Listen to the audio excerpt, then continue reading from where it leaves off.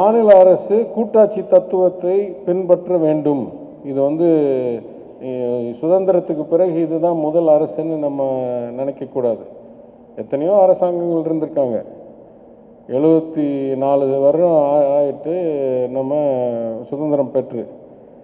இந்த அளவுக்கு மாநில உரிமைகளை பறிக்கும், மாநில நிதியை பறிக்கும், மாநில அதிகாரத்தை பறிக்கும், மாநில உரிமையில் இருக்கிற பட்டியலில் இருக்கிற தலைப்பிலெல்லாம் ஒன்றியத்திலேயே சட்டத்தை உருவாக்கி இதெல்லாம் பண்ணுறது இந்த வரலாற்றில், நாட்டு வரலாற்றில் நம்ம பார்த்ததில்லை. அதனால் எந்த அளவுக்கு நீங்கள் கேட்குறது ஒரு நியாயமான கேள்வியோ அந்த அளவுக்கு நான் பதில் சொல்வேன். வரலாற்றில் காணாத ஒரு தீவிரமான, அதான் சரியான வேர்டு, தீவிரமான சென்ட்ரலைசேஷன். எல்லாமே நாங்கள் தான் எல்லா நிதி, நாங்கள் தான் எல்லா சட்டம், என்ன சாப்பிடணும், எப்படி பேசணும், யாருக்கு என்ன கற்றுக் கொடுக்கணும், யார் எப்படி வேலை செய்யணும், எல்லாமே நாங்கள் தான் சொல்லுவோம். அதுவும் நாடு பூரா ஒன்றா தான் செய்யணும்னு சொல்லுவாங்க அவங்களுக்கு விரும்பும்போது. ஆனால் ஆர்பிஐ மூலமாகவும் வங்கி மூலமாகவும் சொல்லுவாங்க, இல்லை வளர்ந்த மாநிலம் தமிழ்நாடு, அங்கெல்லாம் இனிமேல் ப்ரையாரிட்டி செக்டர் லெண்டிங் பண்ணவே தேவையில்லை, இலவசமோ இல்லை குறைந்த வட்டியில் இருக்கிற கடனோ போய் பாக்கி மாநிலத்தில் கொடுங்க. இல்லை நிதிக்குழு சொல்லுது, இல்லை வளர்ந்த மாநிலம் தமிழ்நாடு, அதனால் ₹1 வரி வாங்கினா 35 பைசா 32 பைசா கொடுத்தா போதும். ஆனால் உத்தரப்பிரதேசில் ₹1 வரி வாங்கினா ₹2 கொடுப்போம், பீகாரில் ₹1 வரி வாங்கினா ₹3 கொடுப்போம். இது நீடிக்கவே முடியாது. அதான் பல முறை சொல்கிறோம். நீங்கள் இப்படியே பண்ணிட்டு இருந்தீங்கன்னா இது ரொம்ப கடினமான சூழ்நிலையில் போய் சேர்க்கிறது. இதே ஜிஎஸ்டி கவுன்சில் மீட்டிங்லையும் நான் சொல்லியிருக்கிறேன். ஒன்றியம் என்றது மாநிலங்களுடைய ஒன்றியம், அதுதான் சட்டமைப்பு. நீங்கள் மாநிலமே இல்லாத மாதிரி சிலர் சொல்லுவாங்க, மாநிலத்தெல்லாம் ஒரு மாநகராட்சி அளவுக்கு தான் அவங்களுக்கு அதிகாரம் இருக்குன்ற மாதிரி குறைத்து விட்டு எல்லா மாநில உரிமையும் டெல்லியிலேருந்து எடுத்து பண்ணுறது இது சாத்தியமில்லை. எங்கள் தலைவர் பல வகையில் இதை எடுத்து சொல்லியிருக்கார். முதலமைச்சர் ஆன பிறகு 2 நாளைக்கு முன்னால் டெல்லிக்கு போயிட்டு வந்தபோதும் இந்த பட்டியலில் இதெல்லாம் திருத்தியே ஆகணும் என்று கூறி வந்திருக்கிறார். செயலில் பார்ப்போம் என்ன விளைவு கிடைக்குது. அப்படி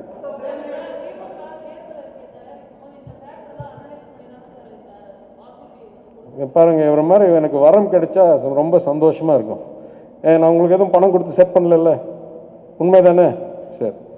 ஏன்னா நாங்கள் இந்த தயாரிக்கும் போது திருப்பி இன்னும் கூடுதலாக செஸ் போடுவாங்க பட்ஜெட்லன்னு நாங்கள் கனவு காணலை. கிட்டத்தட்ட எக்ஸைஸை 0 ஆக்கிட்டு எல்லாத்தையும் செஸ் ஆக்கிடுவாங்க. அதாவது நான் சொல்கிறது, இந்த 300 லட்சம் கோடி ரூபா குறைஞ்சதுக்கு மேல் இந்த தடவை பாதிக்கு மேல் குறைஞ்சிரும். அது நாங்கள் அந்த மேனிஃபெஸ்டோவை தயாரிக்கும் போது நாங்கள் கனவு காணலை இது நடக்கும். அதற்கு பிறகு நடந்திருக்கு. அதனால் எங்களுக்கு எதிர்பாராத நடந்ததை எங்களால் தாண்டி வர முடியவில்லை. ஏதாவது ஒருத்தர்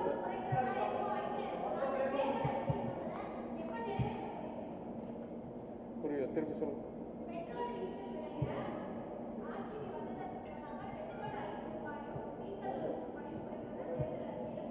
எதுவும் தேதி போட்டிருக்காங்களா? இல்லை நான் கேட்குறேன், எதுவும் தேதி சொன்னாங்களான்னு கேட்குறேன்.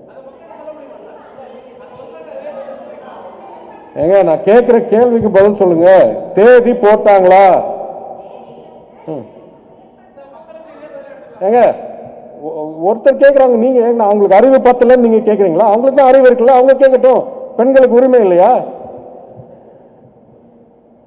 நான் என்ன சொல்கிறேன், வாக்குறுதி கொடுத்தா 5 வருஷம் ஒரு அரசாங்கம் நடக்கும். எவ்வளோ சீக்கிரம் முடியுமோ அவ்வளோ சீக்கிரம் பண்ணுவோம். நாங்கள் அறிக்கை வெளியிட போகிறோம் பாருங்கள்.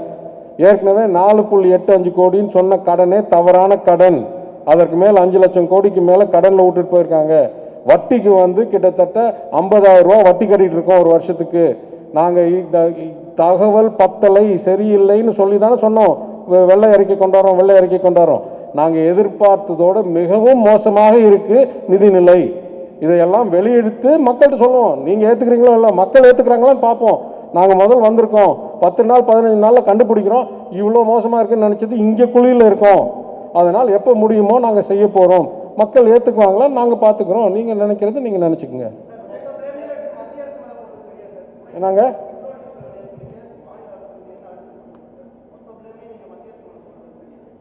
ஏங்க என்னங்க அழுத்தம், என்னங்க போடுறது? நான் கணக்கு காமிக்கிறேன்ல, உங்களுக்கு கணக்கு பண்ணிக்க தெரியல, நான் என்ன சொல்லட்டும்? நீங்கள் ஸ்கூலுக்கு போனீங்களா இல்லையா?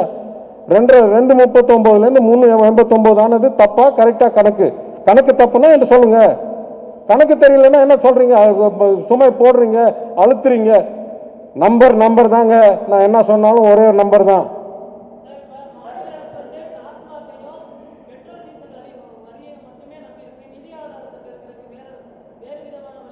ஏங்க என்னங்க பேசுறீங்க?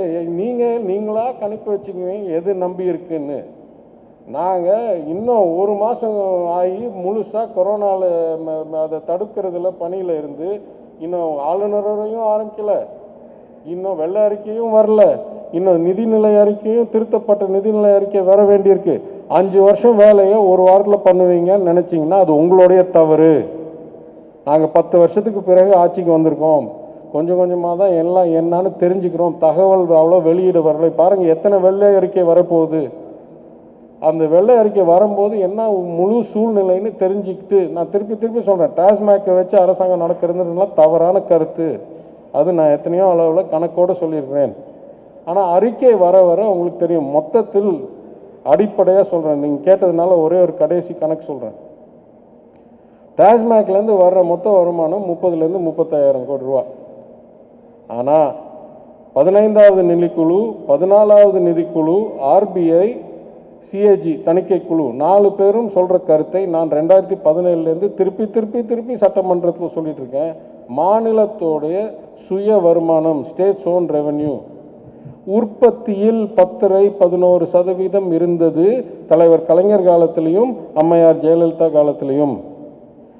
ஏன் அம்மையார் ஜெயலலிதா முதல் முறை சிறைக்கு போன பிறகு 2014க்கு பிறகு ஏன் அது சரிஞ்சு இப்போ கொரோனா வர்றதுக்கு முன்னாலேயே 7% வந்துட்டு இப்போ 5.5, 5.25, 6ன்னு இருக்குது. அப்படின்னா என்ன அர்த்தம்? ஒரு வருடம் உற்பத்தியில் 3% வருமானத்தை இழந்து விட்டோம்னு எல்லாம் சொல்கிறாங்க. இப்போ 14th finance commission, 15th finance commission, CAG, RBI. உற்பத்தி 20 லட்சம் கோடி, 3%னா 70,000 கோடி. அப்போ வருமானத்தில் 70,000 கோடி இழந்தவர்கள் அதை திருத்தினால் ஏன் நம்மளுக்கு 30,000 கோடி தேவைப்படுது?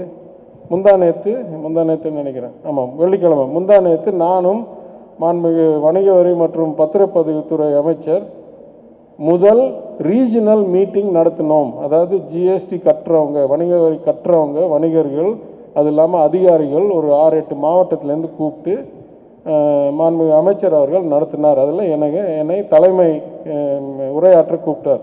நான் சில கருத்துக்களை வைத்தேன், அதெல்லாம் இப்போ பேப்பரில் வந்துருக்கு. அவர் சொன்ன முக்கிய கருத்து என்ன சொன்னார்? இன்னும் 6 வாரம் தான் நாங்கள் ஆட்சிக்கு வந்ததில் நேரம். ஆனால் இன்றைக்கே எனக்கு தெரிய வருது, இன்றைக்கு நம்ம தீட்டுற 95,000 96,000 கோடி இந்த வரி தலைப்பில், ஜிஎஸ்டி தலைப்பில் என் கணிப்பில் சுமார் 50% தான் வர வேண்டியது வருது. நிறைய தவறு நடக்குது. 10 to 10 அறையை வச்சுக்கிட்டு நிறைய இன்புட் கிரெடிட்லாம் டாக்குமெண்ட் போடுறவர்கள் இருக்கிறார்கள். ஆனால் எந்த அளவுக்கு ஈஸ் ஆஃப் டூயிங் பிஸ்னஸை நாங்கள் பின்பற்றணும்னு நான் சொல்கிறேன். அதே மாதிரி என்னை காமிச்சு சொன்னார், இந்த அமைச்சர் ஜிஎஸ்டி கவுன்சிலில் ஏற்றுக்கொண்டாரோ அதே அளவுக்கு சொல்கிறோம். ஒரு புறம் ஈஸ் ஆஃப் டூயிங் பிஸ்னஸ், இன்னொரு புறம் இந்த தவறுகளை நிறுத்துறது இருக்கிறதுலே முக்கியம். கடுமையான நடவடிக்கை எடுக்கிறதுக்கு ஒன்றிய அரசாங்கம் சட்டம் உருவாக்கியிருக்கு. நல்லா புரிஞ்சுக்கங்க. இன்கம் டேக்ஸ் வயலேஷனில் இது ஃபைனான்ஷியல் ஒஃபென்ஸ் தான். இது ரொம்ப தாண்டி போனால் தான் கிரிமினல் ஒஃபென்ஸ். ஆனால் ஜிஎஸ்டி வயலேஷன்னா இது கிரிமினல் ஒஃபென்ஸ். அதனால் இந்த மாதிரி சட்டம் இருக்குது, இதையெல்லாம் நாங்கள் திருத்த போகிறோம் என்று துறை அமைச்சர் உரையாற்றியிருக்கிறார். அவரோடு இணைந்து அதுலேயும் திருத்தலாம். சரி, இன்னும் ஒன்று சொல்கிறேன், இப்போ கேட்குறதுனால கடைசியாக ஒன்று சொல்கிறேன். ஒவ்வொரு ஆண்டும் நான் 5 ஆண்டுகள் எம்எல்ஏயாக இருந்திருக்கேன். ஒவ்வொரு ஆண்டும் அமைச்சர் சொல்லுவார், தொழில்துறை அமைச்சர், தமிழ்நாடு இந்தியாவிலேயே ஒரு வரம் பெற்ற 7-8 மாநிலங்களில் ஒரு பெரிய மாநிலம், minerals and mines, minerals and raw materials. அதில் garnet, magnesite, aluminite, bauxite, limestone, granite, எத்தனையோ மெட்டீரியல் சொல்லுவார். உண்மை. அப்போ இவ்வளோ இறைவன் வரம் பெற்ற அருள் பெற்ற மாநிலமாக இருக்கும்போது இந்த துறையிலிருந்து எவ்வளோ வருமானம் வருது? நம்ம உற்பத்தி நான் சொன்னேன் 20 லட்சம் கோடி, நம்ம பட்ஜெட்டு 3 லட்சம் கோடி சராசரி. போன வருடம் இந்த துறையில் வந்த வருமானம் 1000 கோடி, 900 சொச்சம் கோடி. போன வருடம் தமிழ்நாடு மினரல் கார்ப்பரேஷன் நஷ்டத்தில் நடத்தப்பட்டது. இதையெல்லாம் திருத்தினால் உறுதியாக பல 10,000 கோடி வர வேண்டிய துறைகள். அதனால் அடிப்படையாக மேலாண்மை சரியில்லை. நம்ம ஒரு வளர்கிற நாட்டில் இருந்தாலும் மாநிலம் என்றது ஒப்பிட்டு பார்க்கும்போது இந்தியாவிலேயே கிட்டத்தட்ட ஒரு டாப் 2-3 மாநிலமில் இன்றைக்கும் இருக்கிறோம். ஃபஸ்ட்டாக இருக்க வேண்டிய சூழ்நிலை. அந்த அம்மையாரே திருப்பி சொல்லிட்டு இருந்தாங்கல்ல, நான் நூமரோ ஊனோ உருவாக்க போகிறேன், நான் நூமரோ ஊனோ உருவாக்க போகிறேன். உருவாக்க முடியும் சரியான தலைமை இருந்தால். சரியான தலைமை இல்லாததனால் கடைசி ஒரு 5-6 வருஷம் 7 வருஷம் சரிஞ்சிருக்கிறோம். இன்றைக்கு சிறந்த தலைவர், சிறந்த முதலமைச்சர் எங்களுக்கு இருக்கிறார். கொஞ்சம் நேரம் கொடுத்துப்பாங்க. நேற்று வந்து அவங்கள ஏன் பண்ணல, ஏன் இது பண்ணலைன்னா கொஞ்சம் நேரம் கொடுத்து பாருங்கள். நாங்கள் தெளிவாக சொல்கிறதை செய்வோம். நீங்கள் எதிர்பார்க்கறதுக்கு அதை தாண்டி சிறப்பாக நாங்கள் செஞ்சு காமிக்கிறோம்.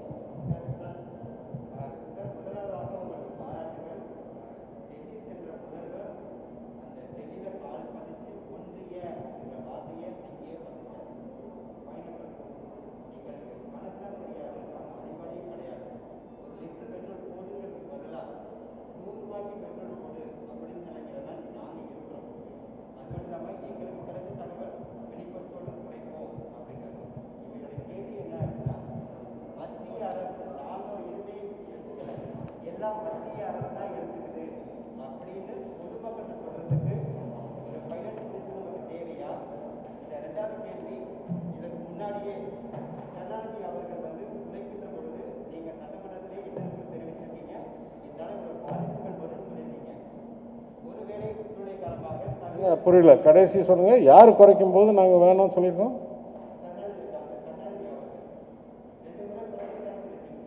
ஆமாம்.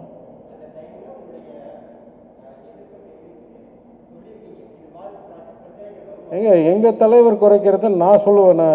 என்னங்க பேசுகிறீங்க?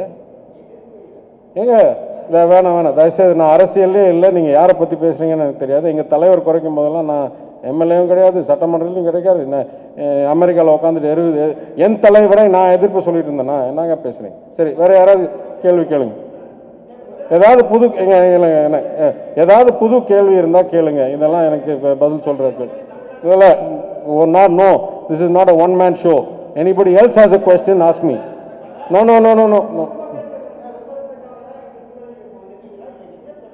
நீங்கள் என்ன வேணாலும் எடுத்துக்கங்க. சரி ஏங்க,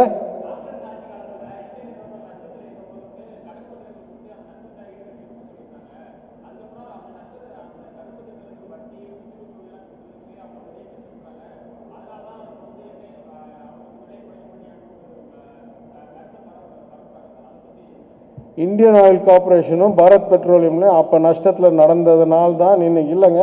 அவங்க வந்து ரிசர்வ் வச்சு தான் ஆப்ரேட்டிங் எக்ஸ்பென்ஸில் தான் நஷ்டத்தில் நடத்துனாங்க. அதுக்கப்புறம் கச்சா எண்ணெய் 130லேருந்து 80, 60, 40, 20ன்னு குறைஞ்சும் போது இந்தியன் ஆயில் கார்பரேஷனும் பாரத் பெட்ரோலியமும் நல்ல ப்ராஃபிட்டில் தான் இயக்கிட்டு இருந்தாங்க. இது வரைக்கும் வரலாற்றில் கொடுக்காத டிவிடெண்டு ஒன்றிய அரசாங்கத்துக்கு எடுத்தாங்க இந்த அரசாங்கம், இந்த என்டிஏ அரசாங்கம். அவ்வளோ ப்ராஃபிட் எடுத்தும்போது எப்படி சொல்ல முடியும் பழைய பிரச்சனைன்னு? நீங்கள் பேங்க்கை வேணால் சொல்லுங்கள், எது யாரோடைய கெட்ட கடன்னு, அதுவும் நான் பதில் சொல்கிறேன். ஆனால் இன்றைக்கி இல்லை. ஆனால் இந்தியன் ஆயில் கார்பரேஷன்லையும் பாரத் பெட்ரோலியம்லையும் எந்த பிரச்சனையும் இல்லை. ஏங்க ஒரே ஆள் திருப்பி கேளுங்க. யாராவது ஒருத்தர் கேள்வி கேளுங்க. நான்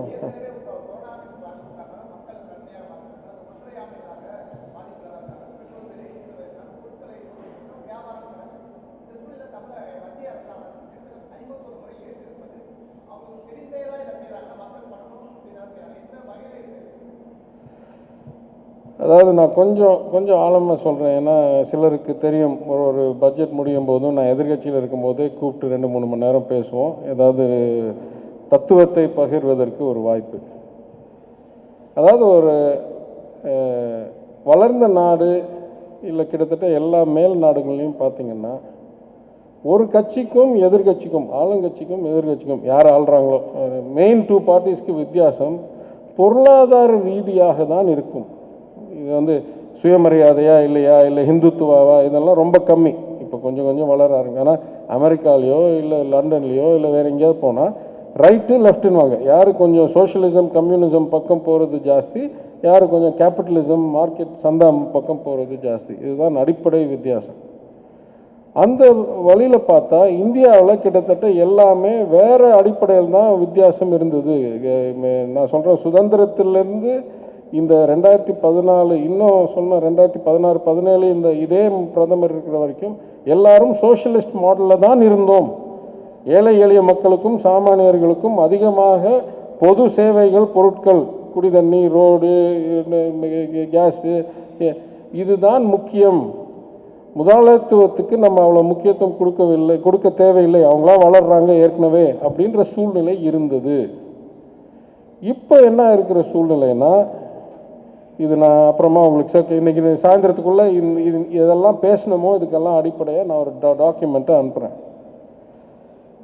நேர்முக வரி, அதாவது கார்ப்பரேட்ஸ்லேருந்தும் கம்பெனிலேருந்தும் பணக்காரங்கிட்டேருந்து அதிகமாக எடுக்கிற இன்கம் டேக்ஸும் மிகவும் சரிந்து வேற வழி இல்லாமல் அந்த வருமான இழப்பை பொதுமக்களிடம் தீட்டுற அளவுக்கு வந்துருச்சு இந்த அரசாங்கம்.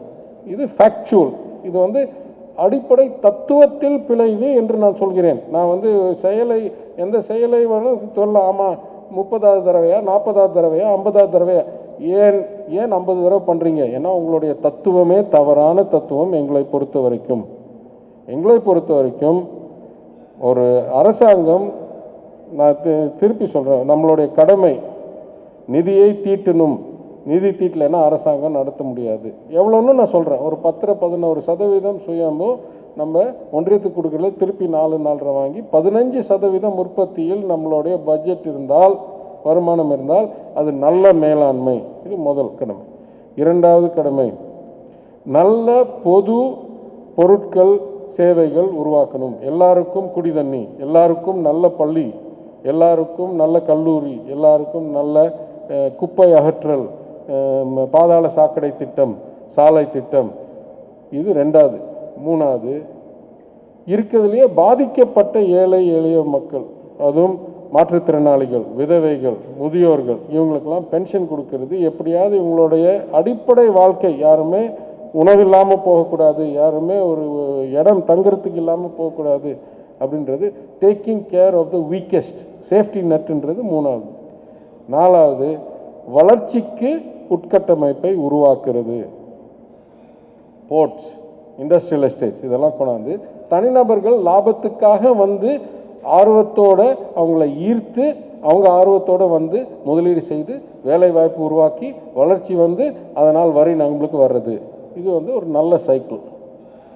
இதில் உறுதியாக நம்ம சொல்ல வேண்டியது, 60% வரியாவது நேர்முக வரியிலேருந்து தான் வரணும். யார்கிட்டேருந்து எடுக்கிறேன்னு தெரிஞ்சுட்டு தான் இது நியாயம். ஏன்னா 2 லட்சம் சம்பாதிக்கிறவர்கிட்ட வரியே இருக்கக்கூடாது, 5 லட்சம் சம்பாதிக்கிறவர்கிட்ட 5%, 40 லட்சம் சம்பாதிக்கிறவர்கிட்ட 30%, இந்த மாதிரி. ஏன்னா எல்லாத்துக்கும் வாழ்கிறதுக்கு ஒரு அடிப்படை தேவை இருக்குது.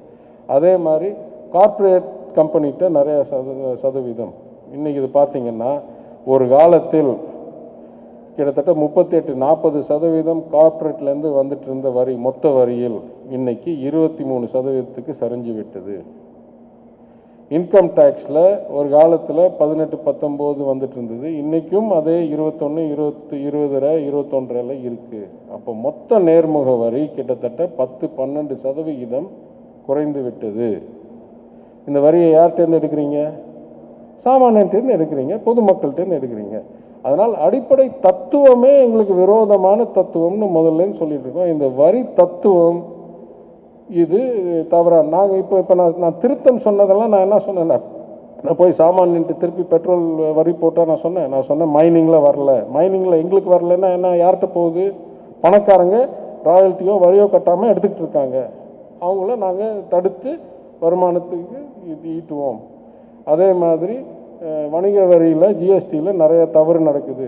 அது ஏழையாக பண்ணுறாங்க, பணக்காரங்க தானே பண்ணுறாங்க. அப்போ எங்கேருந்து நாங்கள் கண்டுபிடிக்கணும்னு நல்லா தெளிவாக இருக்கும். இப்போ தான் வந்தோம். எங்கள் தகவல் இல்லாமல் எதுவுமே பண்ண முடியாது. நீங்கள் இங்கே நாளைக்கு ஆளுநர் உரையிலையும் பாருங்கள், நான் பட்ஜெட் ப்ரெசென்ட் பண்ணும் போதும் பாருங்கள், எவ்வளோ தகவல் சேர்க்கறதுக்கு முக்கியத்தை கொடுக்குறோம். என்னன்னா எங்கெங்கே நடக்குதுன்னு தெரிந்தால் தானே எங்களுக்கு தெரியும். எங்கள் தலைவர் கலைஞர் சொன்னார், சிந்தாமல் சிதறாமல் சேர்க்க வேண்டியது அரசாங்கத்தோடைய கடமை. வரியை சிந்தாமல் சிதறாமல். அதற்கு தகவல் இல்லைன்னா எங்கே தான் சிந்துது எங்கே தான் சிதறுதுன்னு எப்படி தெரியும்? இன்ஃப்ராஸ்ட்ரக்சரே கிடையாது. இதையெல்லாம் திருத்தியே ஆகணும். இதை எங்கே மாத்திரம் சொல்ல, ஜிஎஸ்டி கவுன்சிலில் இதே கருத்தை 2 முறை சொல்லியிருக்கிறேன். நீங்கள் முடிவெடு, இப்படி போகலாமா அப்படி போவான்னு சொல்கிறீங்க. 100% தகவல் உங்கள்கிட்ட தானே இருக்குங்க. நீங்கள் தானே ஜிஎஸ்டி நெட்வொர்க்கை நடத்துகிறீங்க. எங்களோட எஸ்ஜிஎஸ்டி கூட நீங்கள் தானே சேர்த்து திருப்பி கொடுக்குறேன்றீங்க. அப்போ 100% தகவல் உங்கள்கிட்ட இருக்கும்போது தகவல் அடிப்படையில் முடிவு செய்யலாம். இது 3 மாதத்துக்கு ஒரு தடவை ஃபைலிங்க்கு போனால் இல்லை பேமெண்ட்டுக்கு போனால் எந்த அளவு தான் பாதிக்கும்? எல்லா மாநிலத்தையும் ஒரே அளவு பாதிக்குமா?